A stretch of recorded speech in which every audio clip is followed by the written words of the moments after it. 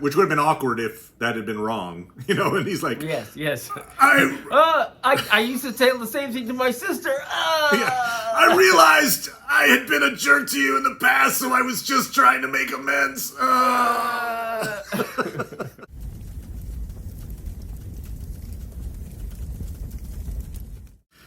Hail, Internet! It's Paul, it's Matt, the Dork Lords. We are here talking about Westworld, Season 4, Episode 6, Fidelity. We open with a flashback to young Frankie shortly after Caleb was killed. She and her mom are members of an outlier team trying to extract a young outlier, Jay. Unlike last week's extraction, they actually attempt to blend in. Good idea. Freezing in place when everyone else does. One of the team gets the old fly in the eye problem. Happens.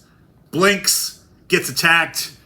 But Jay is rescued. He is the leader of the extraction team from last week's episode. He's the guy that later, he's older Jay, and he has a big part to play in this episode. We end with Charloris destroying Caleb Host 278. So, Paul, I win. I'm mad at him a few weeks ago. He's already dead. All right, anyway. She started over with Caleb Host 279 telling him to wake up. Yes, that's right. Paul, what did you think of episode 6? So, I was not pleased this week. Okay, they took a step back in your mind. Yeah, and in terms of the ratio, it's, not coming out very positive this season. In fact, I was talking to somebody today, and I think that, the first 2 seasons I was happy, third season I wasn't so happy, and the fourth season I'm still not that happy. All right, fair enough. What we've got now, the setting is the team is in the ruins of Temperance, the Chicago-themed park. It's where Caleb was captured 23 years earlier. Maeve is now back online. Frankie now knows that Bernard and Stubbs are hosts, and she's seemingly at peace with it for now. And the host spy was determined to be Jay, who gets killed by Maeve. Why did Frankie waste all those bullets shooting at his body? I think she, more than anyone, would know how to kill a host, I would think. But she's like, "You're a host!" Body shot. Oh, I'm out of bullets. Like, what? Come on now. But no, anyway. You're a host. I'm going to keep a gun on you as you figure out how you're going to beat me up. And of course, there's, got a computer mind. But yeah, let's talk about this for a while with me keeping a gun on you. Yes. Uncomfortably close to you so you could reach out and grab it with quick reflexes. I'll say the episode did a little bit of the, John Carpenter's thing. Who can you trust? Oh, yeah. Frankie locks her partner in a room for both of their safety. I think that theme could have actually been played on more. It felt like they kind of touched on it, did a scene, and then they were kind of out. Maybe for time, I guess. But, that it's kind of a fun game to explore. Who's the host? Oh, I don't trust. I would trust you, but I don't. I don't know. If you're doing that, then you're saying, let's learn all about these characters. Okay. I don't care about any of those characters. I thought about it in terms of finding the game. It's an improv thing where you're in a scene, somebody starts a game, you find that game, and then you play it. You play it out. And I felt like this game just wasn't played out. Yeah, I think that was wise. Fair enough. Fair enough. I was on board with it. I was like, okay, let's do this. Okay, I got you. They jumped it, put a toe in the water, stepped out. Yeah, if they could have set that up last. Right. Could have been a multiple week thing, agreed. Yeah. 3 episode thing, at least so you could know them before that gets introduced. And also, too, you could have been setting up more other problems between them so that you wouldn't know who really was. Right. This person seems like, but no, you don't know anything about these people. That's a great point. That's a good point. I did like that moment where, Frankie asks Bernard, well, who is it? And he's like, well, it's a different person in each. There's a lot of different possibilities. Hell, it could be Stubbs. There's Stubbs in a couple of them. Stubbs is like, what do you want? Wait a minute. Happy better just to shoot him. But anyway, I brought this up before, but again, it's like, how do they not yet have a way to identify hosts? I mean, they got these big plastic tubes with a billiard ball in it. You can't have it. There's not like an app.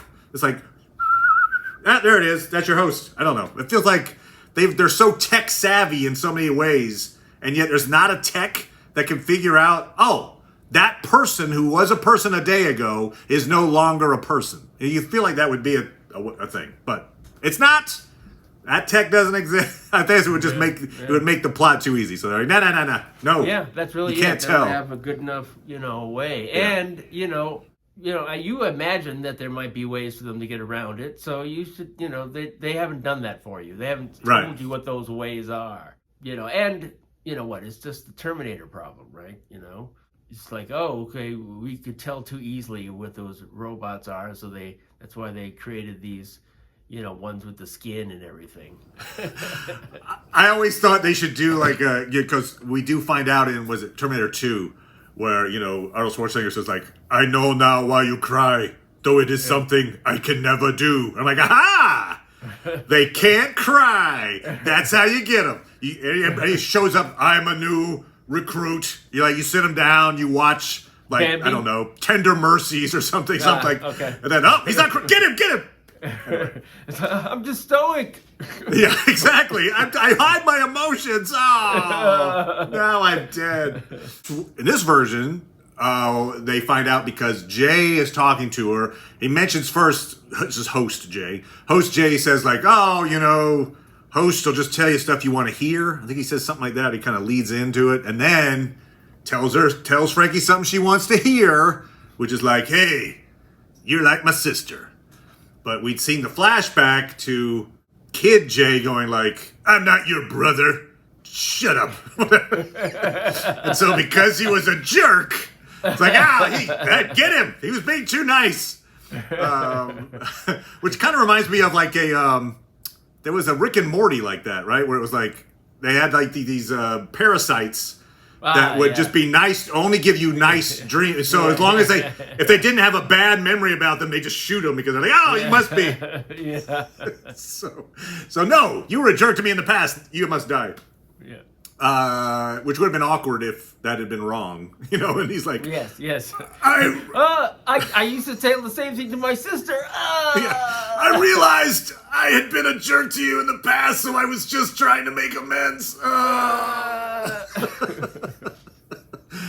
Sorry about that. So kind of as we suspected, we were throwing out, like, why is Charlotte so interested in Caleb? That she's, at least in part, she's constantly recreating Caleb's to learn about the outliers, specifically why contact with the outliers makes hosts suicidal. Well, I was willing to accept that there might be a good reason for that. I just don't think that Charlotte's way of doing it was very, effective at all. Just ask him, what is it? What? Instead of just instead of killing all these outliers, they should have had these robots come and get them and stick them in those cages and figure out. You got plenty of fucking all these outliers. Just keep them away from all the robots that can cause trouble, and then you can study them, and then get use humans. See, I have a plan. That's the plan that bothers me. This crap about, I have to get this one Caleb person, and he's the way that I will figure out why those other ones kill him. But really, let me take the mind of someone who's dead and put him into a body, and then ask him, what is it? Why is this happening? Yeah, that's the way. That's the way. The way to do it is actually create an escape room thing, and then let him go through the escape room, solve all the puzzles. Then he's gonna give you he only talked to his daughter. Burn him. Next one. Yeah, right. Yeah, and maybe the first experiment was, just give him a radio. So he talks to, we're not gonna listen. Go ahead, talk to your daughter. That doesn't work. Okay. Maybe if we put some handprints on the walls. And have 40 or 50 other Caleb's dead around him, that he can use as, fodder and jump on and trampolines and everything. Trampolines. Now, Caleb, interestingly, tells her that he, in his mind, his billiard ball. The outliers aren't the issue. That the hosts are just refusing to live under Charloris's control. And that could be true, although it's awfully coincidental that all 38 hosts apparently met an outlier shortly before killing themselves. I'll go with this. Here's a theory. My guess. Yeah. It's the act of killing a seemingly random person on the orders of the boss that makes them suicidal. Like, they might maim or kill humans in the park for their own enjoyment. Hey, just like the humans killed hosts back in old Westworld. But it's being, like, coerced into killing someone they normally wouldn't interact with. Basically, in other words, feeling like they're a programmed robot is what makes them suicidally depressed. So it's the actual act. Go kill that guy. Why? Because he's an outlier. Is it turned out to be that reason? And you would feel, oh, I won the internet. Would you actually like that? Yeah. Yeah, not particularly, but I will... Okay. Because really, it's hard for you to imagine why, right? What's the point of this? It looks like Charloris is also feeling some kind of suicidal ideation, right? She stands on that platform. It looks like she's considering jumping off the building. Yeah. And so maybe part of what she's doing is trying to solve her. Like, she's like, I'm feeling suicidal. I need to figure this out for my own self-interest.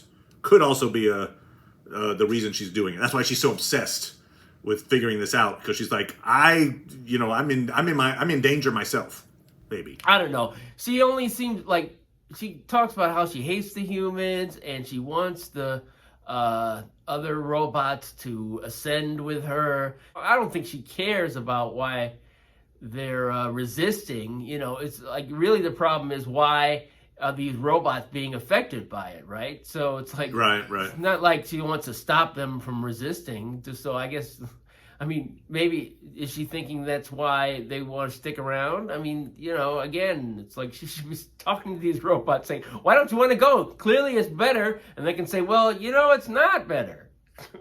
It's like, oh, maybe we can make it better. But no, yeah. They're not, It sounds like from the trailer, and obviously trailers are cut to be misleading, but it suggests that maybe she's changed her mind in episode 7. Like in episode 5, William says, well, why don't you just force all the robots to go ascend? And she's like, well, that's what the humans would do, and I'm not doing that.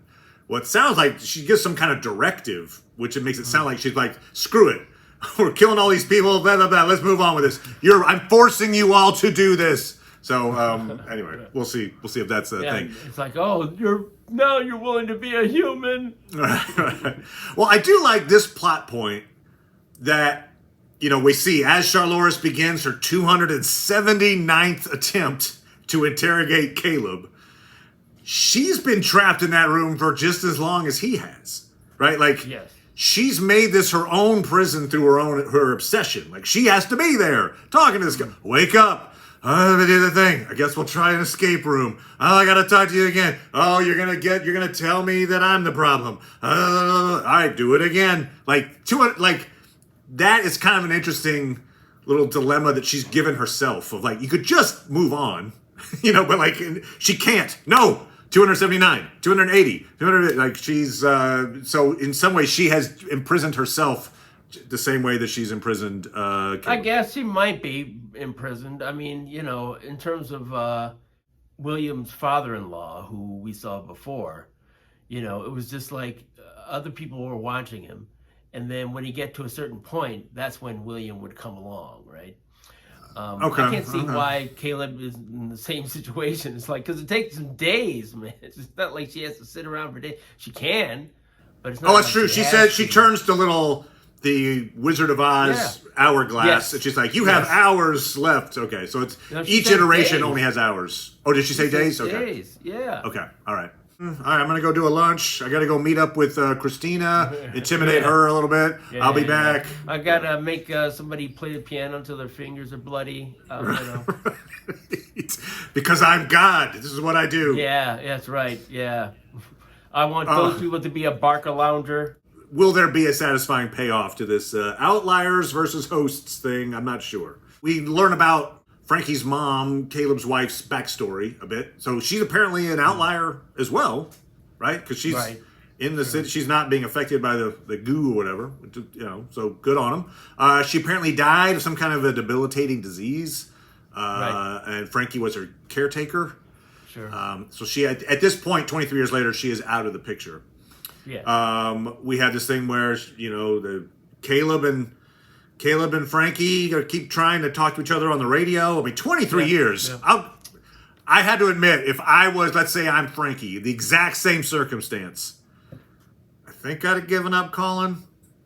I think 23 years, somewhere in like year, I don't know, 10, 15, I'd be like, okay. Yeah, I think that's a situation where the showmakers thought that was a nice touch for her character to be doing that, and I think the execution was just poor. She's a realist, and yet she's doing this one thing. They did, perhaps there could have been a way to do it that felt resonant, but it doesn't feel resonant to me. The heel turns that she makes in order to first okay, I'm just following you along, but now okay, I'm turning on you, and now I'm willing to trust you, or because you say that people are going to betray me, whatever. Inevitably, Frankie is going to meet up with a Caleb.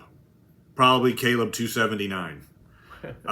So what happens when inevitably she meets up with her dad and instantly realizes he's a host, right? Because he's hasn't aged a day. Yep. Yeah, if he hasn't torn his face apart. And she's going to have an acceptance for hosts. I mean, she's already starting to get in a little bit of acceptance for Bernard, one that survived? Maeve.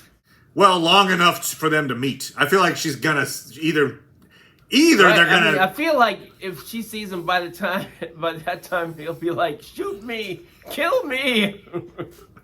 She has to kill her host dad. Could be. That could be the arc of it. It seems like they've painted themselves into a corner with this, and we'll see if they really have a plan.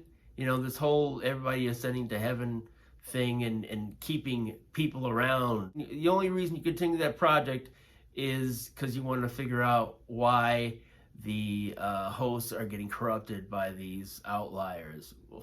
That's and why are you keeping William around? What the fuck are you keeping him around for? You got this person who I guess you programmatically made like him, because it's not his consciousness in there, William. It's just the person you programmed to be like William. And so, William is like, no, you're not real. You're not me. You're not the same. Then what am I? Yeah, what are you?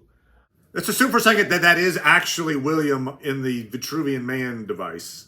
I don't know for a fact, but the implication is, that's sure, actually I would William, assume it is, right? Although he's aged well. Yeah, okay, yeah, that's why they keep him frozen. So yeah, he's like a Winter Soldier, where it's like most of the he only ages when they take him, they thaw him. Correct, for the 5 minutes he's out.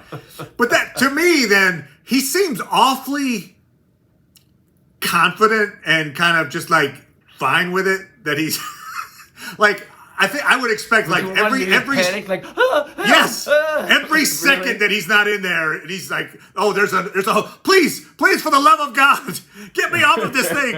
I'll do whatever. What do you need? That doesn't sound like I have money.